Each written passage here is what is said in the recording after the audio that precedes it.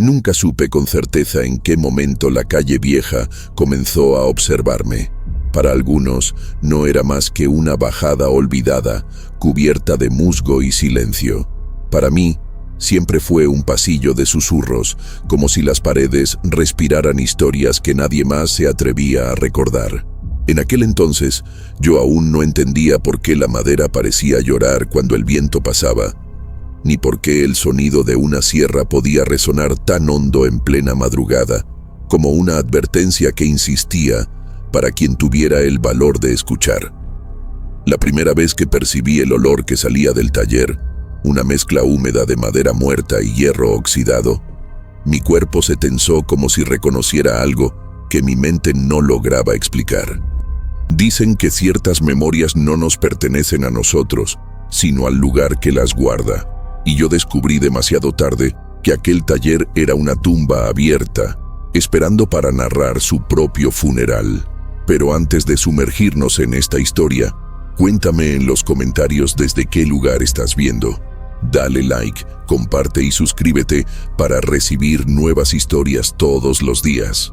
La primera vez que me acerqué a aquel extremo de la calle vieja, sentí que el aire mismo se volvía más espeso, como si una capa de polvo antiguo quisiera desalentar mis pasos. El taller estaba allí, hundido entre dos muros húmedos, con ventanas cerradas desde quién sabe qué siglo, como párpados que se negaban a despertar. Lo extraño es que, aún sin ver nada, yo podía sentir la vibración de la madera siendo cortada adentro, un sonido áspero, lento, que parecía arrastrar consigo un lamento. El olor también era distinto. No era el aroma cálido de cedro recién trabajado, mas algo más turbio, más denso, como madera que había absorbido demasiadas noches sin descanso. Yo sabía que no debía detenerme, pero la sombra de aquella puerta entreabierta parecía llamarse por mi nombre, y aunque no entré, una parte de mí quedó atrapada allí desde ese instante. Con el tiempo, aprendí a reconocer el ritmo nocturno del taller. No importaba la hora, siempre, absolutamente siempre, había un crujido, un serrucho, un golpe tenue, como si alguien trabajara sin descanso bajo una luz que nadie más veía. Los vecinos decían que era la única construcción donde el sol jamás tocaba las paredes, ni siquiera en verano, cuando la ciudad ardía y los tejados brillaban. Yo pasaba por allí fingiendo indiferencia, pero el ruido se metía por mis costillas como una respiración ajena. A veces creía oír dos serruchos a la vez, como si una segunda mano, una mano que no pertenecía a ningún vivo, acompañara el ritmo del carpintero. Y aunque intentaba convencerme de que era mi imaginación, cada noche oía aquel lamento de madera abrirse paso entre mis sueños. El carpintero nunca abría la puerta por completo, apenas dejaba un resquicio suficiente para que el olor escapara, un olor que me perseguía hasta mi casa y se instalaba en mi ropa como humedad antigua. Yo observaba desde la calle y a veces distinguía siluetas, tablas apoyadas, marcos, restos de sillas, pero todo sumido en una penumbra casi líquida. Lo perturbador es que, incluso sin luz, la madera parecía brillar desde dentro, como si cargara un calor que no correspondía a aquel lugar helado. Recuerdo un día en que el sonido paró de golpe. El silencio fue tan abrupto que mis oídos zumbaron, y durante ese instante tuve la certeza de que algo dentro del taller se había vuelto hacia la puerta, hacia mí, como si supiera que yo escuchaba demasiado. A veces, al caminar por la calle vieja, encontraba pequeñas astillas en el suelo. No eran astillas comunes, tenían una textura áspera, casi quemada, y un olor a hierro que me hacía retroceder. Cuando las pisaba accidentalmente, crujían como huesos secos. Intenté olvidarlas, pero mi mente insistía en imaginar de dónde venían, qué tipo de madera dejaba un rastro tan frío. Una noche, al agacharme para recoger una, vi que estaba manchada con algo oscuro. No era barro, no era aceite, era espeso, casi coagulado, y se desprendía de la astilla como si llevara demasiado tiempo intentando no ser visto. La solté al instante, pero mientras corría calle abajo, tuve la sensación de que el sonido de la sierra había cambiado, como si el carpintero supiera que yo había tocado algo que no debía. Lo más inquietante era la manera en que el taller parecía ensancharse en la oscuridad. De día era una construcción pequeña, humilde, hasta insignificante, pero de noche la sombra crecía como si la madera absorbiera el espacio alrededor. A veces yo veía un resplandor tenue filtrarse por una de las rendijas, no un resplandor cálido, sino una luz pálida, casi enferma, como la llama de una vela que no quiere apagarse ni vivir. Una madrugada, cuando el viento soplaba desde el cementerio, escuché un golpe profundo, un golpe que no pertenecía a ninguna herramienta, un golpe que sonó claramente como una mano llamando desde dentro. No me atrevía a acercarme, no podía, pero el eco siguió vibrando en mi pecho durante días, recordándome que aquel taller no era solo un lugar, era un aviso. A medida que pasaban los días, comprendí que no era solo el taller lo que estaba vivo, sino la calle entera en torno a él. La calle vieja parecía inclinarse levemente hacia la carpintería, como si todas sus piedras hubieran sido empujadas, con el paso de las décadas, por una fuerza que quería conducirnos a esa puerta cerrada. Había rumores antiguos, muy antiguos, sobre aquel tramo del barrio. Desapariciones, cajas de madera que aparecían vacías, perros que se negaban a cruzar la esquina. Y aunque yo intentaba mantenerme distante, había noches en que mis pies me llevaban de nuevo allí sin que yo lo decidiera. Algo me llamaba desde dentro, algo que conocía mis pasos, mi respiración, mi miedo. Más de una vez intenté describir el sonido que salía del taller, pero nunca conseguí hacerlo del todo. No era solo el serrucho. Era un ritmo irregular, como si la madera ofreciera resistencia, como si hubiera algo dentro de ella que no quisiera ser cortado. A veces, entre un golpe y otro, escuchaba un suspiro, tan suave que pensé que era el viento entrando por alguna grieta. Pero entonces caí en cuenta. Ese lugar no tenía grietas, no dejaba entrar nada. Era hermético, oscuro, sellado por manos que parecían más viejas que la calle misma. Y aún así, el carpintero trabajaba allí dentro como si compartiera la respiración con otra presencia. Recuerdo una madrugada extremadamente fría, cuando la niebla bajó desde el río y cubrió todo el barrio. La calle vieja desapareció bajo un velo blanco, pero la carpintería seguía allí, recortada como una sombra nítida contra la nada. Yo me acerqué sin pensar, empujado por una mezcla de curiosidad y terror. Fue entonces cuando lo oí, un golpe seco, seguido de un llanto breve, como si la madera misma estuviera soltando un lamento humano. Retrocedí, tropezando con las piedras mojadas, y mientras lo hacía, escuché pasos dentro del taller. No eran los pasos firmes del carpintero, eran lentos, arrastrados, y se detuvieron justo detrás de la puerta. No era raro que la gente del barrio evitara hablar del carpintero. Algunos decían que trabajaba para las familias más antiguas de la ciudad. Otros aseguraban que nunca lo habían visto bajo la luz del día. Yo solo sabía que sus manos, cuando las vi por primera vez, estaban cubiertas de cortes finos, como si hubiese estado tocando algo que no quería ser tocado. Lo perturbador es que esos cortes no sangraban. Parecían cicatrices frescas, marcadas por años de contacto con una madera que venía de lugares donde los vivos no deberían buscar materia prima. Cada vez que lo recordaba, una sensación de frío me recorría la espalda, como si aquella imagen se hubiera quedado adherida a mi piel. Con el tiempo desarrollé una certeza incómoda. La carpintería no estaba escondida. Era la gente la que fingía no verla. Todos pasaban rápido, bajaban la mirada, apretaban el paso. Nadie quería admitir que oía los golpes, los susurros, los crujidos que se intensificaban al caer la noche. Y yo, que siempre fui más curioso que sensato, me convertí en el único que aún escuchaba con atención.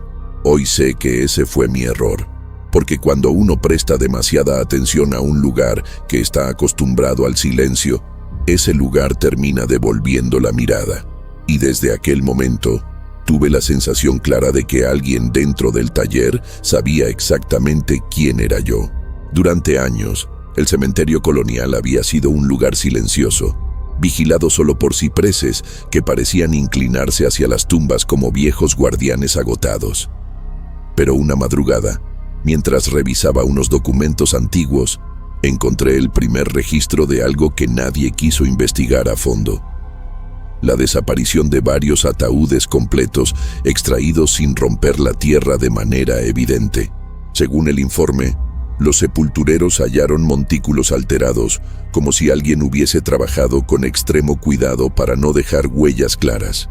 Lo inquietante es que los cuerpos permanecían allí, expuestos al aire helado, mientras la madera había sido retirada con precisión casi quirúrgica.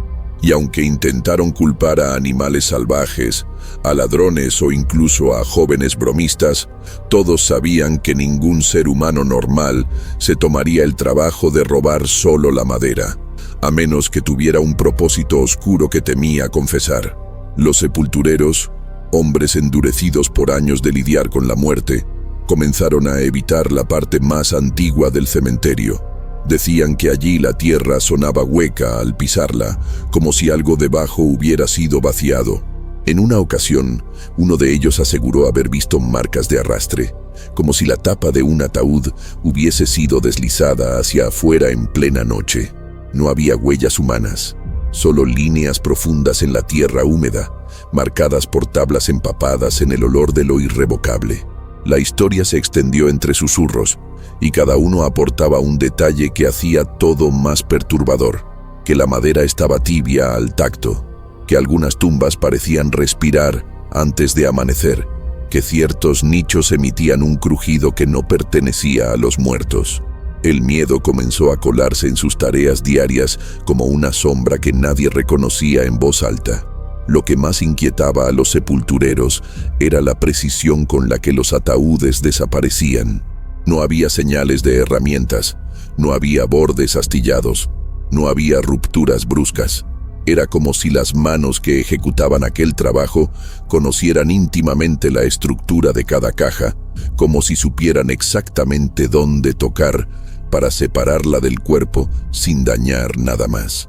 En una ocasión, uno de los hombres afirmó haber visto una silueta moviéndose entre los mausoleos, agachada, cargando algo rectangular envuelto en tela. No quiso seguirla. Dijo que el aire a su alrededor se volvió tan espeso que las piernas dejaron de responderle. Así, noche tras noche, los ataúdes se desvanecían, y aunque las autoridades intentaron encubrirlo, todos sabíamos la verdad.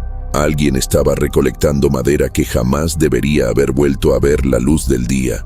Hubo un caso que nunca pude olvidar. Una familia prominente de la ciudad llegó al cementerio para trasladar los restos de un antepasado, y al abrir la tumba se encontraron con la escena más desgarradora que se pueda imaginar. El cuerpo intacto, aún vestido con la ropa funeraria, pero sin ataúd. Lo inexplicable era que la tierra no había sido removida de forma violenta. Parecía acomodada, colocada nuevamente con sumo cuidado, como si alguien hubiera querido borrar la evidencia sin faltarle al respeto al muerto. Pero el respeto no estaba en juego. Se habían llevado aquello que debía proteger al difunto de la intemperie, aquello que marcaba la frontera entre el silencio eterno y el mundo de los vivos. Y aunque intentaron ocultarlo, la noticia se filtró. Desde ese día, la ciudad entera comenzó a hablar de un ladrón de ataúdes, aunque yo ya sospechaba que no era un ladrón lo que estábamos enfrentando. Lo más perturbador llegó meses después, cuando uno de los sepultureros desapareció sin dejar rastro. Era un hombre robusto, desconfiado, que acostumbraba a dormir dentro del pequeño cuarto de herramientas cerca del muro norte. Una mañana, encontraron la puerta abierta, el catre vacío, y marcas de arrastre que salían hacia la zona más antigua del cementerio. Al seguir las huellas, hallaron un hoyo excavado con una precisión tan exacta que parecía obra de un profesional.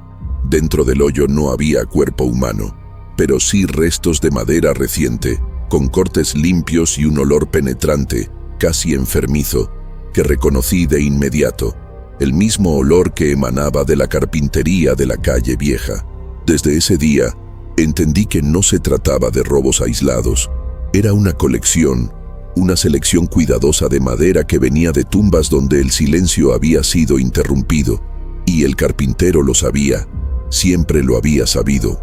Con el correr de los meses, comenzaron a aparecer rumores más inquietantes entre los habitantes del barrio cercano al cementerio. Algunos aseguraban haber visto luces moviéndose bajo la tierra, como si alguien caminara con un candil desde dentro de los sepulcros. Otros decían que escuchaban golpes suaves, demasiado suaves para ser obra de herramientas, procedentes de tumbas antiguas, esas que ya nadie visitaba. Una mujer afirmó haber presenciado cómo una tapa de ataúd asomaba lentamente entre la tierra removida, como si hubiera sido empujada desde abajo. Nadie le creyó abiertamente, pero el miedo se instaló en las miradas de quienes la escucharon.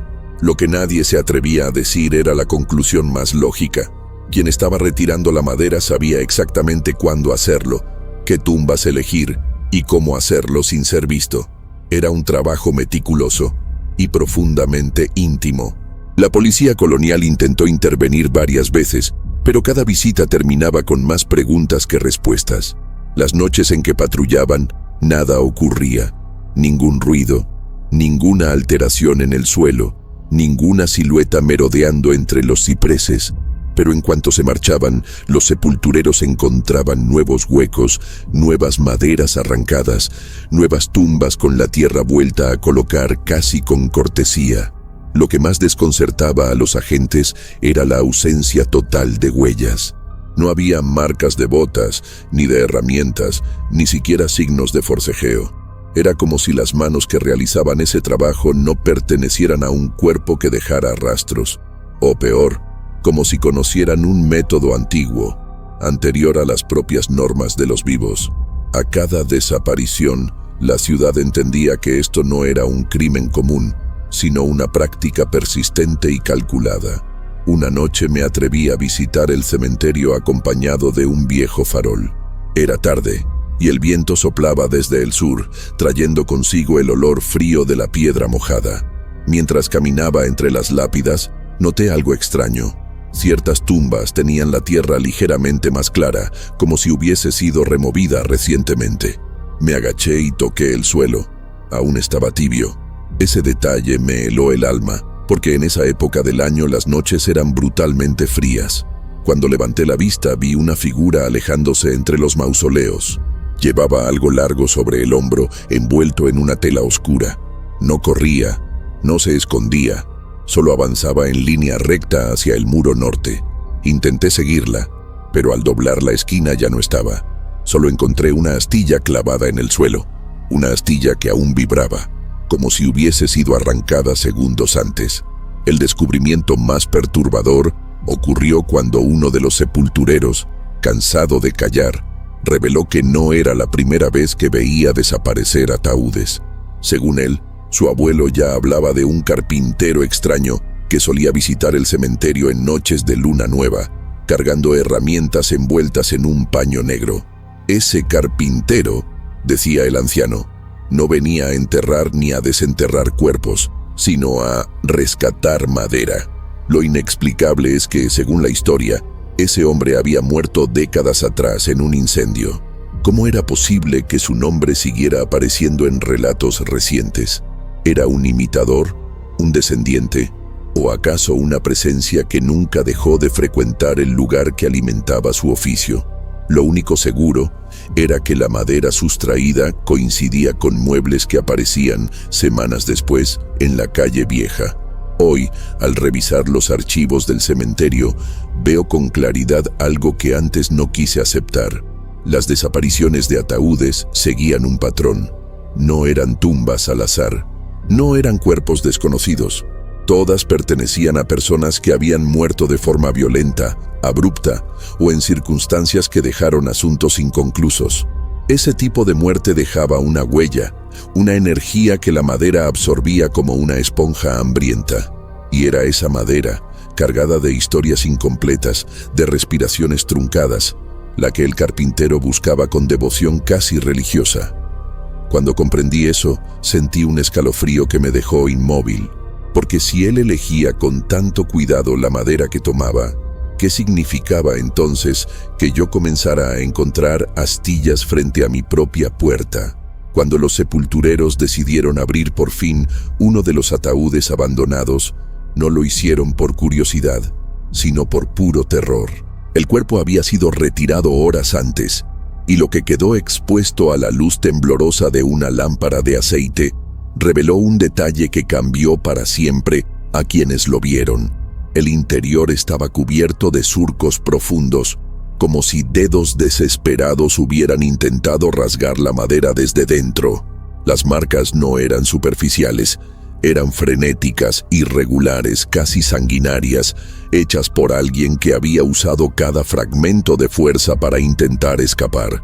Aún quedaban restos de piel atrapados entre las astillas levantadas.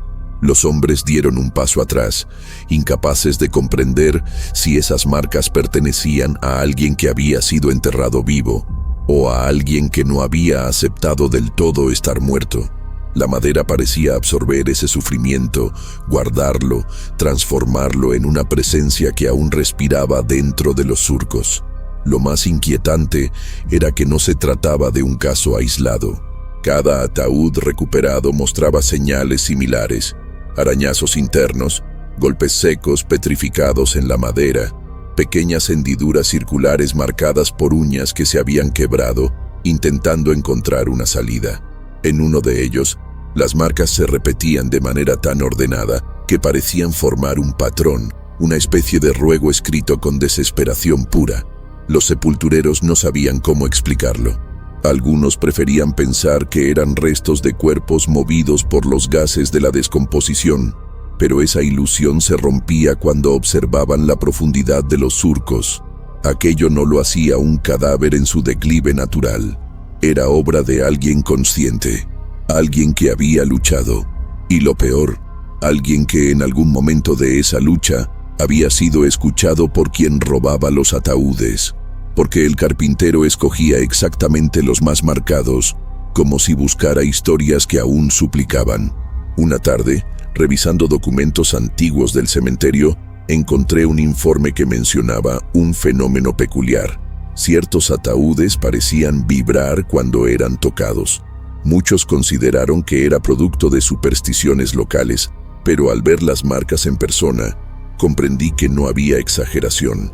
La madera estaba tensa, como si hubiera absorbido la agonía del difunto hasta volverse un organismo propio. Un sepulturero me confesó que, al cargar uno de los ataúdes vacíos, sintió un golpecito leve, tan suave que pensó que lo había imaginado, pero cuando lo dejó en el suelo, el golpe se repitió desde dentro. Él juró que no volvió a dormir sin una lámpara encendida.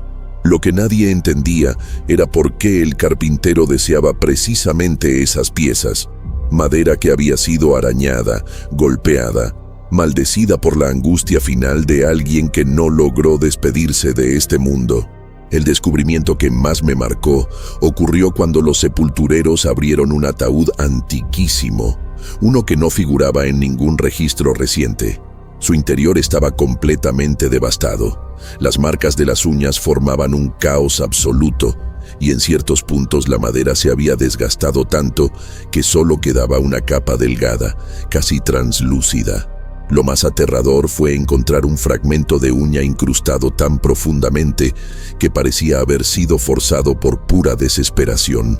Mientras lo observaba, tuve una impresión extraña.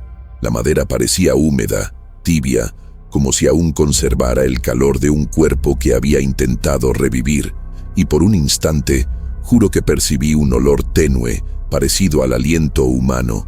No venía del ataúd vacío, venía de la madera misma. Yo sabía, con un escalofrío que me paralizó, que el carpintero no solo conocía esas marcas, las buscaba, las reconocía, las elegía como si fueran firmas. Con el tiempo, los rumores se hicieron más precisos y más crueles.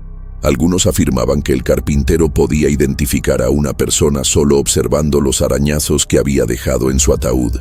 Decían que cada difunto tenía un trazo, una manera particular de golpear, de resistirse, de decir adiós con los dedos, y que él, de algún modo imposible, leía esos trazos como si fueran nombres. Incluso hubo quien aseguró haberlo visto tocar la superficie arañada de un ataúd recuperado y murmurar algo, casi un saludo.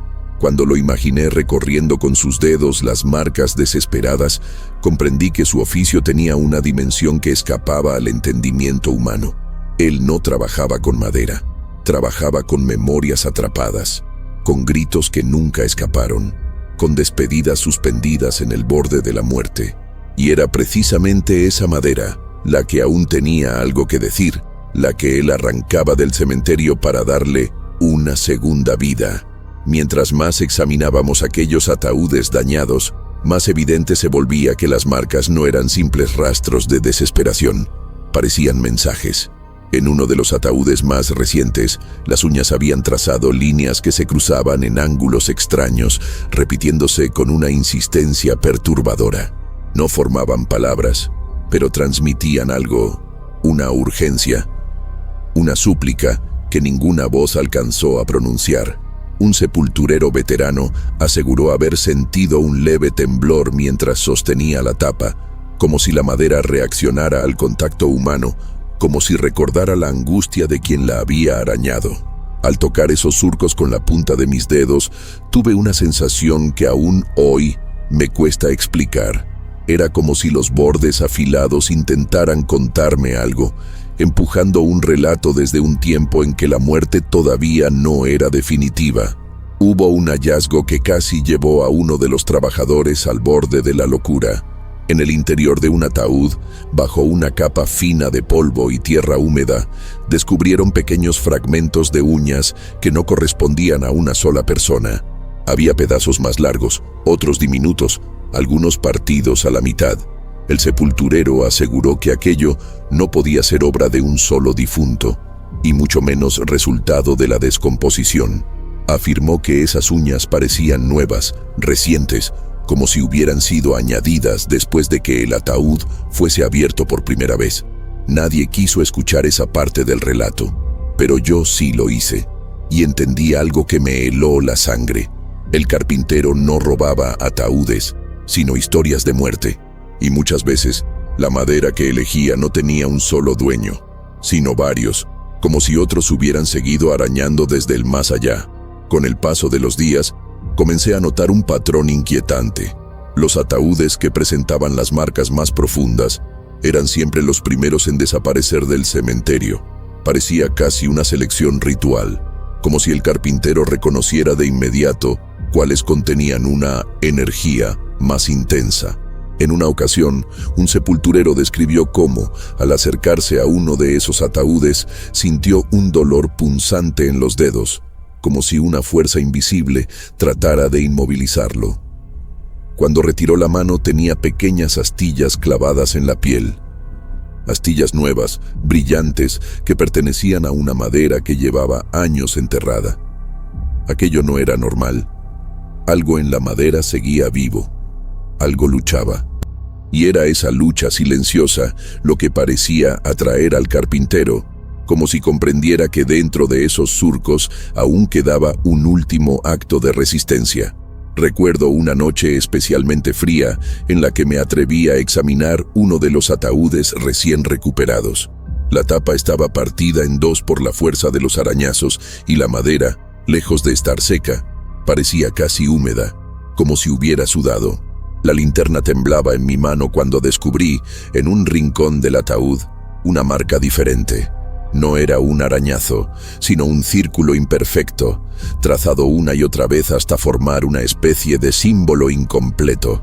Al verlo, sentí que el aire se volvía denso, como si una presencia hubiera sido invocada sin querer.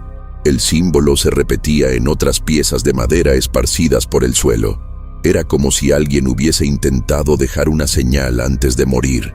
O peor, como si quien arañó la madera hubiera querido advertirnos acerca de quien vendría después. El hombre que transformaría esa madera marcada en muebles para los vivos. El punto final de este horror se reveló cuando finalmente vinculamos los ataúdes marcados con los muebles producidos por el carpintero. Al comparar los surcos internos con las grietas y líneas visibles en las mesas, sillas y armarios de la calle vieja, descubrí algo que me estremeció hasta el alma. Los patrones coincidían.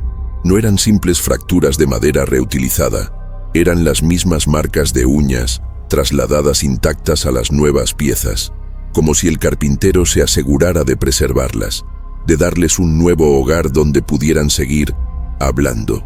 A partir de ese momento, comprendí que cada mueble hecho por él llevaba incrustada una historia desesperada y que cada arañazo era una voz atrapada pidiendo auxilio desde el interior.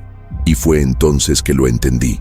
Él no solo trabajaba con madera muerta, trabajaba con la memoria del sufrimiento, y cada mueble era una tumba que aún no había terminado de cerrarse. La primera vez que escuché uno de aquellos muebles quejarse, pensé que mi mente estaba jugando conmigo. Había entrado en la casa de una familia que había comprado una mesa del carpintero semanas antes, y lo primero que noté fue el silencio extraño del lugar. Un silencio pesado, denso, como si las paredes contuvieran la respiración a la fuerza. Cuando apoyé la mano sobre la superficie de la mesa, la madera respondió con un crujido lento, alargado, que no sonaba a desgaste ni a humedad. Sonaba a un suspiro contenido por demasiado tiempo. La dueña de la casa me confesó que, por las noches, escuchaba pequeños golpecitos provenientes de las patas, como si alguien o algo caminara dentro de la estructura y buscara una salida. Me mostró incluso un cuenco de agua que dejaba en la mesa. Algunas mañanas amanecía con ondas marcadas, como si hubiera vibrado durante la madrugada. Yo intenté darle una explicación racional, pero la madera volvió a crujir, como si protestara ante mi intento de tranquilizarla. El caso más inquietante llegó de parte de un hombre que juraba que su silla respiraba. Cuando fui a visitar su casa, lo encontré sentado en un rincón, lejos de cualquier mueble, con las manos temblando. Me señaló la silla desde la distancia, incapaz de acercarse. Comencé a observarla, y al principio no noté nada, pero cuando me incliné ligeramente, escuché un crujido rítmico, casi como el vaivén suave del pecho de una persona dormida. No era constante. La madera parecía exhalar en intervalos, como si algo dentro de ella estuviera agotado, pero todavía luchando por mantenerse presente. El hombre aseguró que la noche anterior sintió un peso frío sobre su espalda cuando intentó sentarse. Algo invisible, pero tan real como el aire helado que se levantó en ese instante. Lo más perturbador fue descubrir que la silla tenía, en su parte inferior, una grieta que coincidía con los surcos encontrados en uno de los ataúdes marcados. Con el tiempo, me atreví a estudiar uno de esos muebles más de cerca. Lo instalé en mi propio cuarto, aunque sabía que aquello era un acto imprudente.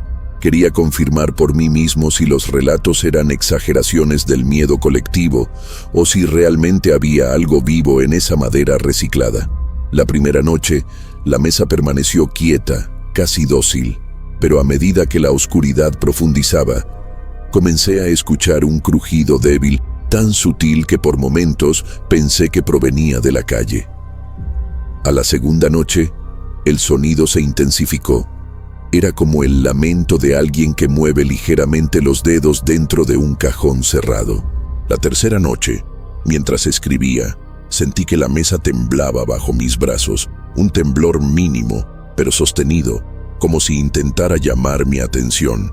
Cuando acerqué el oído a la superficie, escuché algo que jamás admitiría en voz alta, un murmullo apagado, un sonido que parecía hecho de palabras ahogadas por tierra y distancia.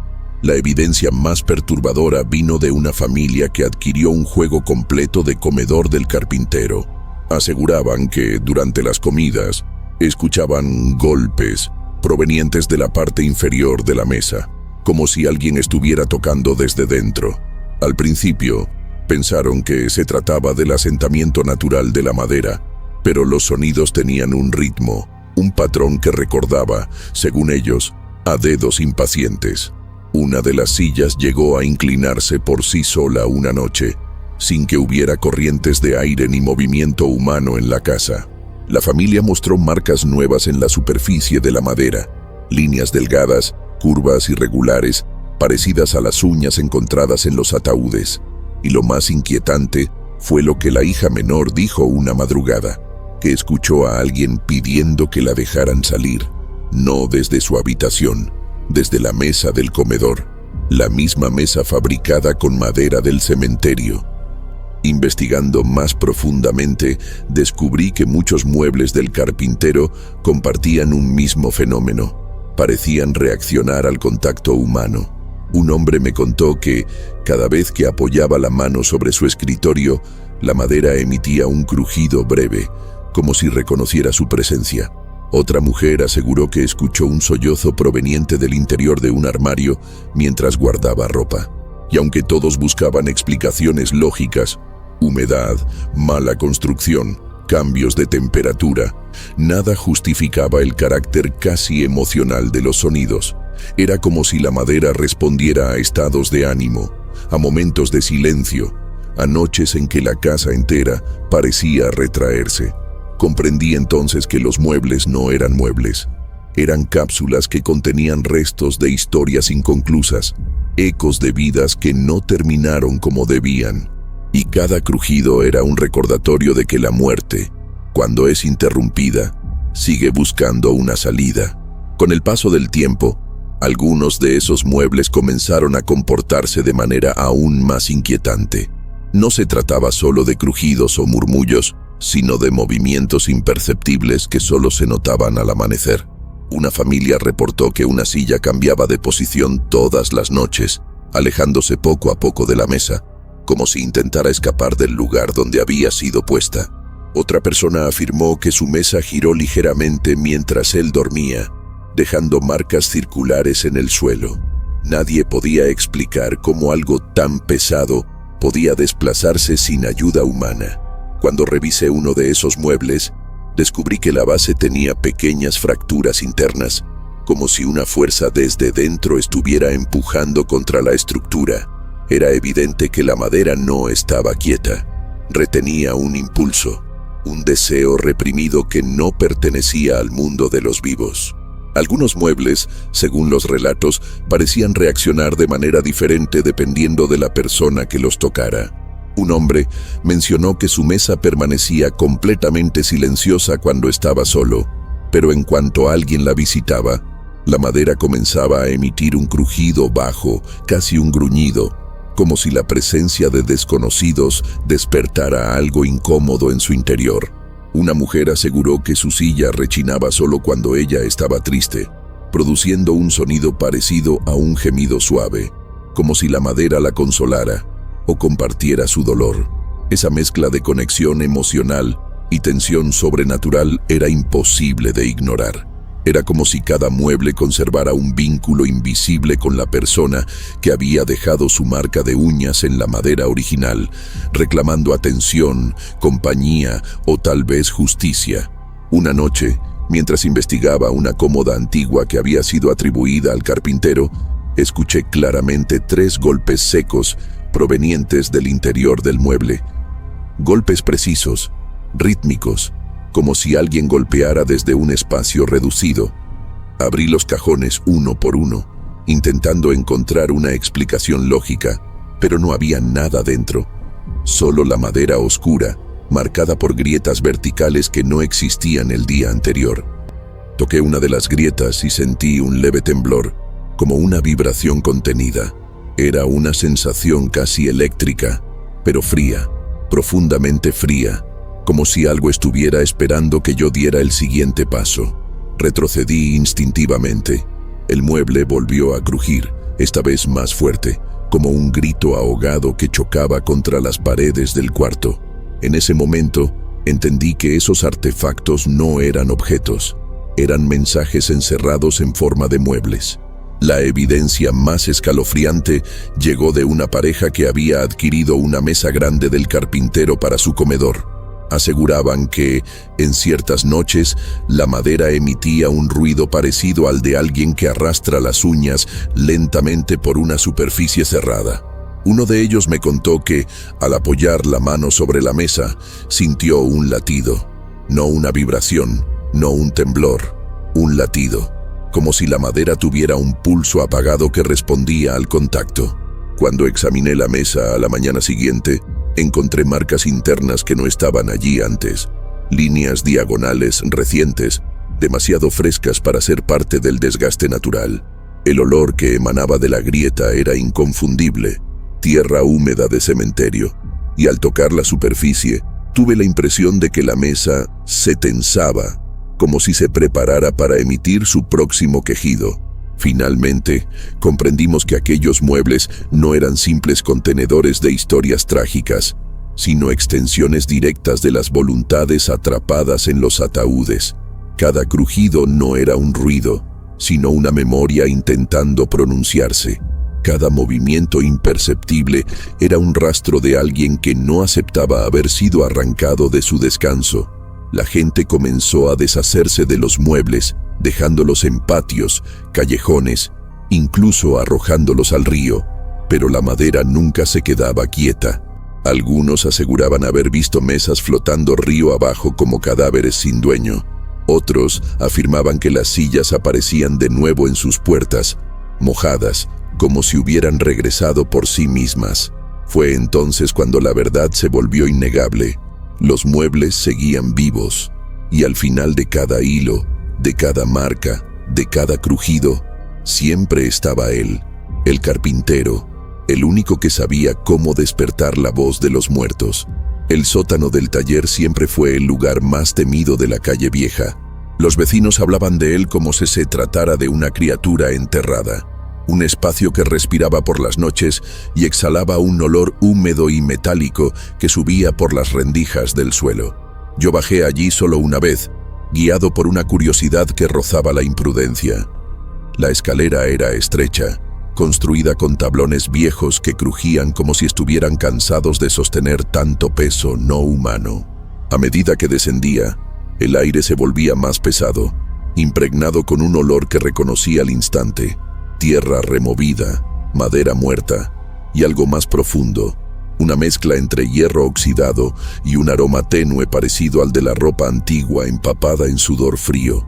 En cuanto mis pies tocaron el piso de piedra, sentí que el silencio descendía sobre mí como un manto, obligándome a escuchar cada latido de mi propio pecho. Lo que más llamó mi atención al entrar en el sótano fue el método minucioso del carpintero. La madera extraída de los ataúdes no estaba apilada de forma descuidada, sino ordenada con una precisión que rozaba lo ritual. Cada tabla estaba colocada según su tamaño, su grosor y, según pude intuir, según la historia que cargaba consigo. Algunas conservaban restos evidentes de tierra húmeda, mientras que otras mostraban pequeñas marcas que no lograba identificar. Manchas oscuras, fragmentos de ropa, incluso un hilo de cabello atrapado entre dos tablones. Lo perturbador era que el carpintero no parecía limpiarlas para borrar el pasado, sino para resaltarlo. Había herramientas especiales, cepillos, gubias, cuchillas delgadas, que él utilizaba con una delicadeza casi reverencial, como si desenterrara memorias sin querer dañarlas. Observé un rastro de tierra en el suelo que parecía reciente, como si un ataúd hubiera sido desmontado allí hacía apenas unas horas. En un rincón del sótano encontré una mesa de trabajo cubierta con objetos que parecían fragmentos de vidas ajenas: botones oxidados, pedazos de tela negra, pedazos de cuerda funeraria y clavos que aún conservaban restos de piel o fibras de ataúd. Nada de eso estaba allí por accidente. Cada elemento parecía haber sido seleccionado y colocado en un orden que no comprendía. Me sobrecogió la idea de que el carpintero no solo trabajaba con madera, sino con recuerdos, con vestigios arrancados del cementerio. Me imaginé sus manos limpiando los tablones como quien acaricia un rostro conocido, retirando la tierra con gestos lentos y constantes. El ambiente era tan denso que sentí la necesidad de respirar más profundo, aunque cada inhalación me llenaba los pulmones con un aire helado que no pertenecía a ningún lugar vivo. Las paredes parecían acercarse a mí con cada segundo. Lo más inquietante del sótano eran los sonidos, no los producidos por mis pasos ni por el eco del viento sobre las escaleras, sino otros, murmullos apagados, casi imperceptibles, como el roce de dedos sobre madera cerrada. A veces sonaba como un golpecito, leve, tímido, que se repetía a intervalos irregulares. Cuando me acerqué a una de las tablas recién limpiadas, noté que tenía fracturas internas que no estaban allí cuando la vi por primera vez. Era como si la madera se estuviera reacomodando, estirándose, recordando su forma original dentro del ataúd. En un punto, creí escuchar un suspiro emergiendo desde el fondo de una grieta. Me quedé inmóvil, intentando convencerme de que era mi imaginación. Pero el suspiro volvió, más claro, más cercano. Retrocedí un paso sin apartar los ojos de aquella tabla. Fue entonces cuando comprendí que la madera no estaba muerta. Estaba esperando. En el centro del sótano había un barreño grande, lleno de agua oscura. El carpintero sumergía allí los tablones recién extraídos de los ataúdes, como si quisiera ablandar las memorias atrapadas en ellos antes de trabajar. Cuando me acerqué, percibí un olor tan fuerte que tuve que cubrirme la boca. Tierra mojada, óxido y algo que no quise reconocer. Dentro del agua flotaban pequeñas astillas, fragmentos de clavos corroídos y restos de tela mortuoria. Toqué el borde del barreño y sentí la madera vibrar levemente, como si reaccionara a mi presencia. Miré dentro otra vez y tuve la impresión, apenas un milisegundo, de ver una mano hundida en el fondo, una silueta pálida, quieta, curva. Parpadeé y la visión desapareció, pero el agua se agitó suavemente, como si acabara de ser tocada por algo que no debía estar allí. Me aparté con el corazón golpeando en mi pecho, sabiendo que ese sótano guardaba más que materiales, guardaba voluntades. A medida que exploraba el sótano, me di cuenta de que había zonas donde la temperatura descendía de forma abrupta. No era un frío común, sino un frío estancado, pesado, como el que se siente en criptas antiguas o en habitaciones donde el aire lleva demasiado tiempo sin moverse. En uno de esos rincones hallé un conjunto de tablones apilados de manera distinta. No estaban limpios, sino cubiertos con una mezcla de tierra seca y algo que parecía barro oscuro. Al levantar uno de ellos, observé marcas profundas que no pertenecían a herramientas conocidas. Eran surcos alineados como si un puñado de dedos hubiera deslizado su fuerza desde adentro hacia afuera. Me estremecí al entender que esa madera no solo había sido arrancada de un ataúd, sino que había sido testigo del último gesto de alguien que luchó con todas sus fuerzas por respirar. El silencio del sótano parecía engullir mis pensamientos, como si no quisiera que compartiera ese descubrimiento con nadie. La presencia del carpintero estaba por todas partes, aunque él no se encontrara allí en ese momento. Sus herramientas colgaban de las paredes, ganchos oxidados, cuchillas afiladas, martillos pequeños que parecían haber sido diseñados para trabajos minuciosos, casi quirúrgicos. Noté que algunas cuchillas tenían un tono más oscuro que el resto, como si hubieran sido usadas en materiales que no eran solo madera. En uno de los estantes encontré una caja llena de clavos torcidos y otros perfectamente rectos, aún cubiertos de tierra. Lo inquietante era la organización obsesiva. Cada tipo de clavo estaba ordenado por tamaño, forma y desgaste, como si el carpintero necesitara recordar de qué ataúd había salido cada uno. Esa delicadeza, ese respeto, me hizo temblar, porque entendí que para él la madera no era un material, era un cuerpo, un recuerdo, un eco. Cuando avancé hacia la parte más profunda del sótano, encontré un banco de trabajo cubierto con una manta gruesa. Algo me impulsó a levantarla, aunque una sensación casi visceral me advertía que no lo hiciera. Debajo descansaba la tapa entera de un ataúd. Estaba completamente intacta, salvo por las marcas de arañazos que recorrían toda su superficie interior.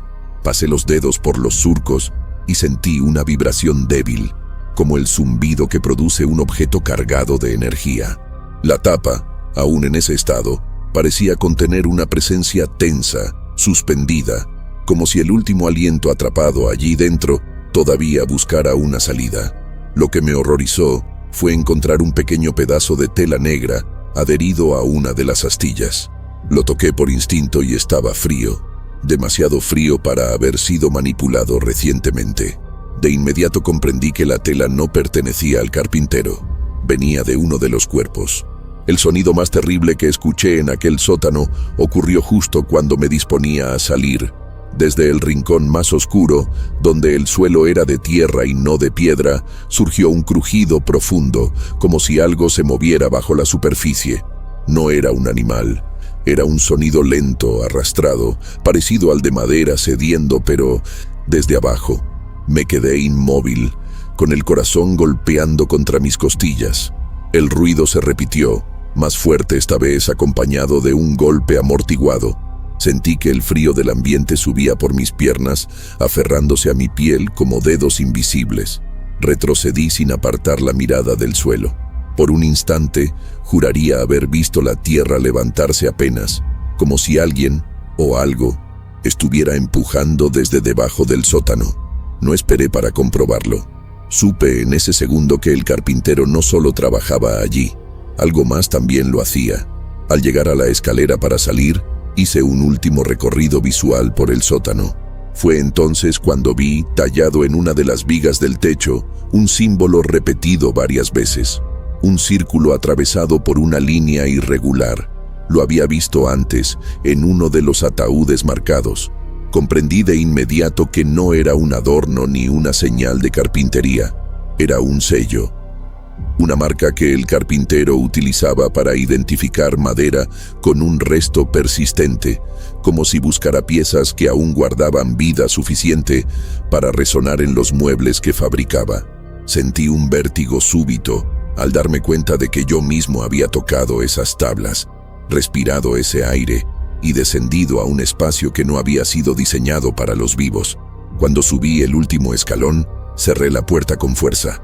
No porque temiera que el carpintero regresara, sino porque tuve el presentimiento de que algo más estaba a punto de seguirme. Con el tiempo, comenzaron a circular rumores sobre una habilidad inquietante del carpintero.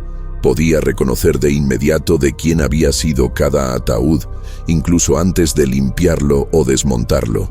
Los sepultureros contaban que él no necesitaba ver un nombre, una fecha o un registro. Bastaba con que tocara la madera para pronunciar con voz baja el apellido del difunto. Muchos lo tomaban por un acto supersticioso, una manera extraña de infundir miedo a quienes desconocían su oficio. Pero lo perturbador es que nunca se equivocaba. Podía identificar el ataúd de alguien enterrado décadas atrás, incluso cuando la madera estaba irreconocible por la humedad o por el deterioro del tiempo. Había algo en su tacto, en su forma de deslizar la mano sobre la superficie, que recordaba más a un reconocimiento sensorial que a una habilidad artesanal, como si no estuviera leyendo la madera, sino escuchando su memoria. Una tarde, fui testigo directo de este fenómeno. Los sepultureros habían encontrado un ataúd antiguo, casi desintegrado, que había sido expuesto por una reciente inundación en la parte baja del cementerio. Lo llevaron hasta la calle Vieja para que el carpintero evaluara el estado de la madera, pero él no esperó a que terminaran de descargarlo. Se acercó lentamente, como si lo atrajera un olor imperceptible. Sin pronunciar palabra, apoyó la palma de la mano sobre la tapa y cerró los ojos. El silencio se volvió pesado, densísimo, como si el aire alrededor contuviera la respiración. Después de un largo instante, murmuró un nombre que ninguno de nosotros había mencionado. Los sepultureros palidecieron. Más tarde, al consultar los registros del cementerio, descubrimos que había acertado. Aquel ataúd pertenecía a un hombre que había muerto violentamente casi 40 años antes. El carpintero no explicó cómo lo sabía. Solo volvió al trabajo como si nada hubiera ocurrido. Lo más desconcertante era la precisión con la que distinguía diferentes tipos de madera funeraria. Podía saber qué ataúdes habían pertenecido a personas que habían sufrido muertes repentinas, cuáles habían sido enterradas vivas, cuáles habían sido trasladadas en secreto o incluso cuáles habían sido víctimas de rituales prohibidos. Esa sensibilidad estremecía a quienes lo observaban. Había algo en su rostro cuando escuchaba a la madera. Una expresión que mezclaba reconocimiento, tristeza y en ocasiones un extraño respeto, como si se encontrara con viejos conocidos. Algunos vecinos aseguraban que lo vieron hablar en voz baja con ciertos tablones antes de llevarlos al sótano, como si estuviera obteniendo permiso para trabajar con ellos. Esa relación íntima e inexplicable entre el carpintero y los muertos era lo que más alimentaba el temor de la calle vieja. Hubo un caso que me marcó profundamente. Los sepultureros hallaron un ataúd cuya tapa había sido arrancada desde dentro. Las marcas eran demasiado claras para ignorarlas, y decidieron no tocarlo hasta que el carpintero pudiera verlo. Cuando él llegó, se arrodilló frente a los restos y pasó la mano sobre un borde astillado. Su respiración se volvió irregular. «Este no quería irse», murmuró, con un tono que no era de miedo, sino de comprensión. Nadie entendió esa frase en el momento, pero al revisar los archivos más tarde, descubrimos que el difunto había sido enterrado durante una epidemia, sin que nadie comprobara si realmente había muerto. El carpintero lo había sabido de inmediato, con solo tocar la madera que había contenido sus últimos instantes de pánico. Esa revelación me dejó una sensación helada. Él no solo reconocía ataúdes, reconocía la desesperación. Con el paso del tiempo, esa habilidad se volvió un secreto incómodo entre quienes trabajaban cerca del cementerio. Algunos sepultureros evitaban entregar ataúdes al carpintero porque temían escuchar los nombres que él pronunciaba. Otros lo buscaban precisamente por eso, para confirmar sospechas, resolver dudas o dar cierre a historias familiares inconclusas. Pero él nunca aceptaba dinero ni agradecimientos. Solo decía que la madera hablaba y que él sabía cómo escucharla.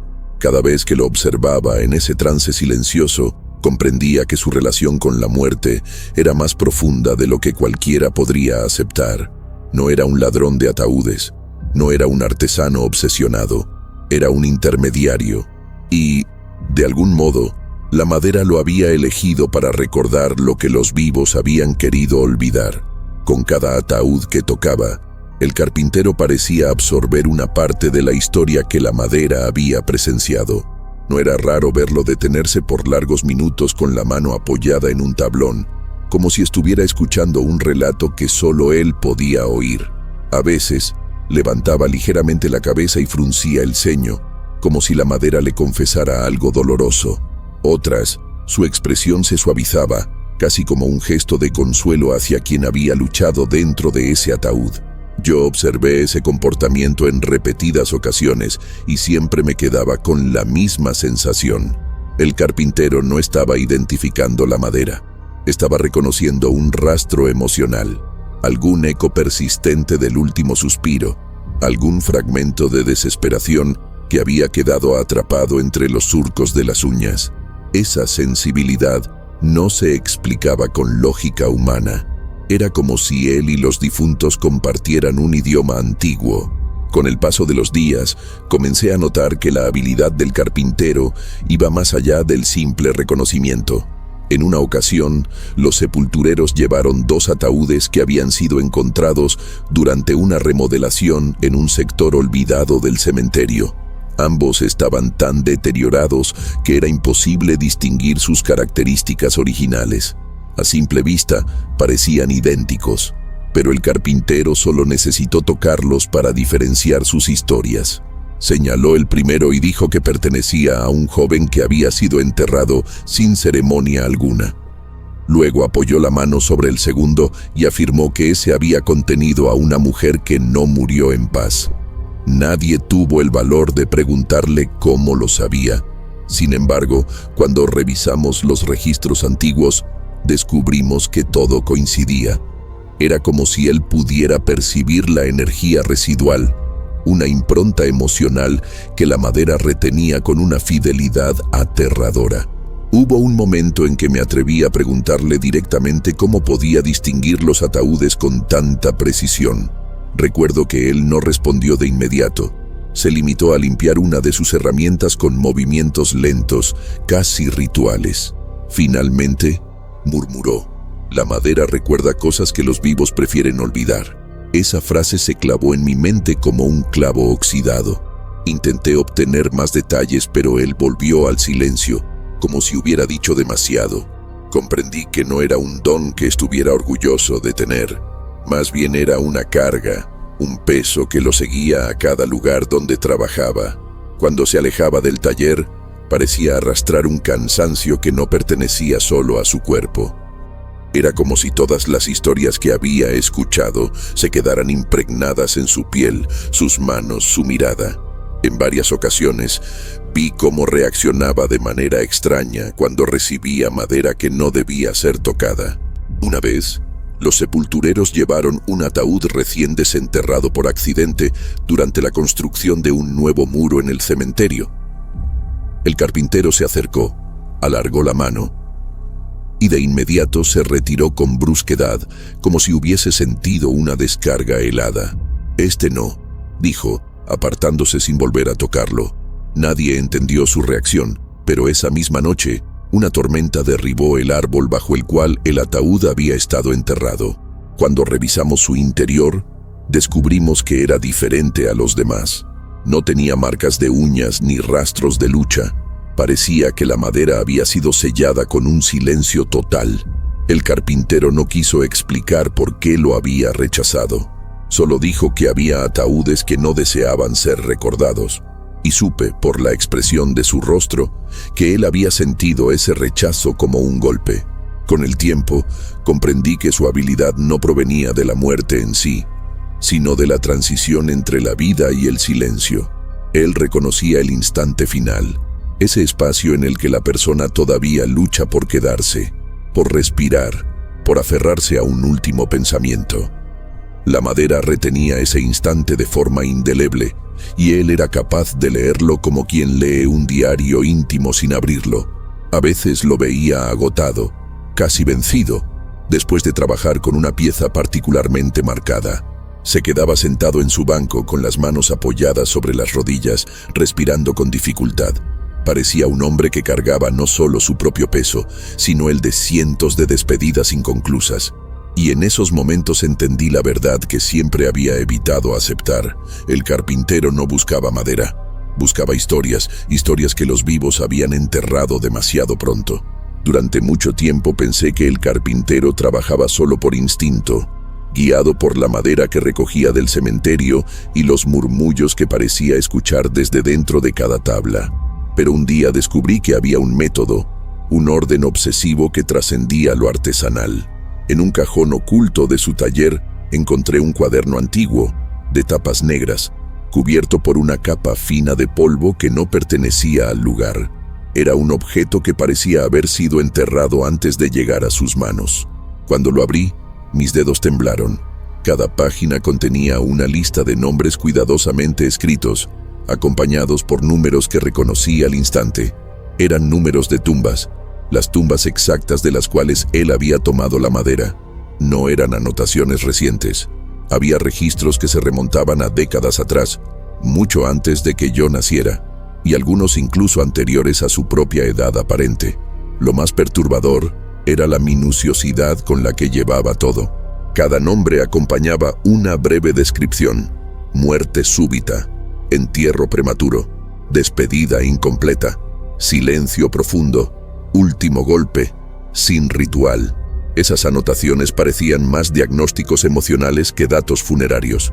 Era evidente que él no solo identificaba a las personas enterradas, sino la naturaleza de su paso final. A veces, junto al número de la tumba, había un símbolo trazado con exactitud: un círculo, una línea vertical, una marca en forma de espiral. Reconocí algunos de esos símbolos grabados en las vigas del sótano y en los muebles terminados. La conexión era imposible de ignorar. Comprendí entonces que el carpintero llevaba un registro no para su propio control, sino para seguir las historias que él liberaba en forma de sillas, mesas, armarios y cabeceras. Era como si cada mueble necesitara un origen, un mapa de su procedencia, una genealogía hecha de muerte. Una de las páginas del cuaderno me hizo sentir un vacío en el estómago. Había nombres tachados, algunos con líneas violentas, gruesas, que atravesaban todo el renglón. Al lado de cada uno estaba escrita una sola palabra: rechazado. No sabía qué significaba, hasta que recordé aquel ataúd que el carpintero se negó a tocar, aquel que parecía contener un silencio demasiado profundo para ser perturbado. Las tumbas marcadas como rechazadas pertenecían a personas que, según registros antiguos, nunca tuvieron velorio, ni familia, ni nadie que reclamara sus restos. Era como si la ausencia de despedida hubiera creado un vacío imposible de trabajar. Me pregunté qué ocurriría si un mueble fuera construido con madera de una tumba marcada así. ¿Sería demasiado silencioso o demasiado ruidoso? ¿Demasiado muerto? El carpintero había elegido no descubrirlo, y su decisión me hizo comprender que incluso él temía ciertos ecos. Un detalle me estremeció profundamente. Algunos nombres tenían al lado la anotación «entregado». No eran tumbas, no eran ataúdes, eran nombres de clientes, personas vivas, aquellas que habían comprado un mueble sin saber de dónde provenía la madera. Era evidente que el carpintero relacionaba a cada cliente con la historia contenida en el mueble que adquirían, como si cada pieza estuviera destinada a alguien específico, alguien cuya vida necesitaba o merecía recibir la resonancia de la muerte atrapada en la madera. Me pregunté si lo hacía por compasión, por justicia o por un impulso que ni él comprendía. El cuaderno parecía un puente entre dos mundos, los vivos que buscaban muebles y los muertos que pedían ser escuchados. Y él estaba en el centro, entregando fragmentos de silencio a quienes aún respiraban. La página más aterradora fue la última. No tenía nombres de tumbas, no tenía apellidos de clientes, solo una lista incompleta, escrita con trazos temblorosos, como si hubiese sido escrita durante una noche en la que la mano del carpintero no pudo sostener el peso de lo que registraba. Allí, entre apenas 3 líneas, encontré algo que cambió mi comprensión del caso para siempre. Un nombre que aún pertenecía al mundo de los vivos. Un nombre que reconocí al instante. Era el mío. Junto a él, un número que no tenía relación con ninguna tumba que conociera, pero que estaba acompañado por una palabra escrita con una letra más profunda, casi tallada en el papel: pendiente. Sentí un frío insoportable recorrerme la espalda. Supe entonces que la madera no solo recordaba a los muertos, también podía anticipar a los vivos que pronto tendrían algo que decir desde dentro de un ataúd. Después de encontrar mi nombre en aquella lista, algo dentro de mí cambió para siempre.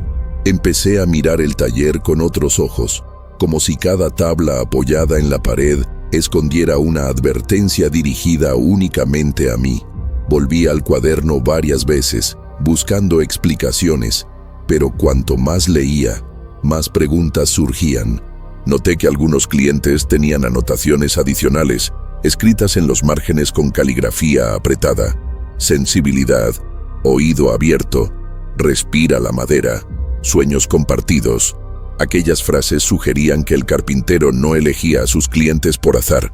Él buscaba personas que, de algún modo, pudieran percibir la presencia atrapada en la madera, individuos capaces de escuchar los ecos que otros ignoraban. Me estremeció la idea de que él me hubiera visto así, como alguien que eventualmente entendería lo que la madera quería decir. Y si eso era cierto, ¿qué esperaba exactamente que yo escuchara? Con el tiempo, logré reconstruir parte del recorrido del cuaderno. Muchas de las páginas más antiguas estaban manchadas con humedad, como si hubieran sido guardadas en un lugar subterráneo o en contacto con tierra mojada. Algunas hojas parecían haber sido arrancadas y luego pegadas nuevamente, dejando rastros de barro que coincidían con el olor del sótano. Cada vez que encontraba un símbolo repetido, círculos incompletos, líneas oblicuas, figuras que no pertenecían a ningún sistema conocido, recordaba haberlos visto grabados en muebles, herramientas e incluso en fragmentos de ataúdes. Era evidente, el carpintero no solo registraba los nombres, registraba conexiones, líneas invisibles entre la muerte y los vivos, entre quienes necesitaban ser escuchados y quienes debían escuchar. Y yo había sido incluido en esa red sin mi consentimiento, marcado como parte de un ciclo que él llevaba décadas tejiendo. Intenté ignorar la lista durante días, pero era imposible. Cada vez que pasaba frente al taller, sentía que el cuaderno seguía abierto dentro de mi mente. Los nombres, los símbolos, las tumbas numeradas, nada de aquello podía ser coincidencia. Comencé a investigar a algunos clientes cuyas direcciones aún eran legibles. Lo que descubrí me dejó sin aliento. Varias personas que habían adquirido muebles del carpintero años atrás habían reportado fenómenos inquietantes en sus hogares. Objetos que se movían solos, ruidos provenientes de dentro de las mesas, sillas que rechinaban como si tuvieran voz propia, armarios que se abrían con un suspiro helado. Algunos habían enfermado repentinamente, otros habían desaparecido sin dejar rastro. Muchos se habían deshecho de los muebles sin saber que sus nombres constaban en un cuaderno oculto, vinculados a tumbas cuyos ecos aún respiraban. El patrón se volvió claro de pronto. El carpintero no entregaba muebles, entregaba historias incompletas. Cada tabla contenía el grito de alguien que no pudo despedirse, y él parecía asignar esas voces a personas que, por alguna razón, debían escucharlas. Como si la madera buscara un receptor adecuado, como si la muerte necesitara un testigo. Y entre todos esos nombres, el mío se encontraba marcado con una palabra ineludible: pendiente. Intenté convencerme de que era solo una advertencia, una forma de presionarme para no seguir investigando. Pero en el fondo sabía que no. Sabía que para él, pendiente, significaba que mi historia aún no estaba escrita, que había un mueble destinado a mí, que la madera ya me había elegido antes de que yo la tocara. Y eso explicaba por qué, cada noche, escuchaba un crujido leve bajo mi ventana, como si algo me esperara. La noche en que decidí confrontarlo, el taller estaba cerrado. Las ventanas, como siempre, permanecían selladas, pero había algo distinto en el aire, un olor a tierra húmeda recién removida. En la puerta encontré una caja pequeña, hecha de madera oscura. Reconocí el material al instante. Era madera funeraria, pero no una cualquiera.